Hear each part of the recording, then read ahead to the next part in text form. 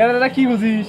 তোকে দেখবে নেছো এইবার কেন বা পয়লা বৈশাখ তোমার কোনো কিছুই নাই। গতবার তো দেখলাম যে এ ব্রিজ থেকে ও ব্রিজ, এ পার্ক থেকে সে পার্ক, কত বন্ধুগুলো মিলি সবাই দিয়ে পন্তা ভাত খায়া তারও ভিডিও দিলেন।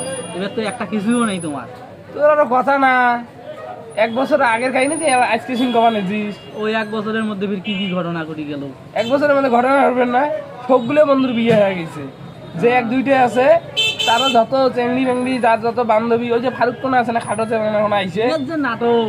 ওই চেংড়া কোনারে 2-3টে চেংড়ি পিছনে ঘুরি বেরি বেড়ায়। ওই তা তুইও তো যাওয়ার বলে মেয়ের সাথে। না রে দাদা, একটাও ভালো নয় দেখতে। হেস, তাহলে তো ঠিকই কাজ করছি। ওই জন্য তো জান নাই। আর বন্ধুগুলোর কথা কোস, বললে যে মানে কর বউ নিয়ে যে ঘুরবেন, যে ওই যে কুড়িগ্রামের যে জসকোটের পিছনের যে পার্কটা আছে না, ওটা গেছিলুম।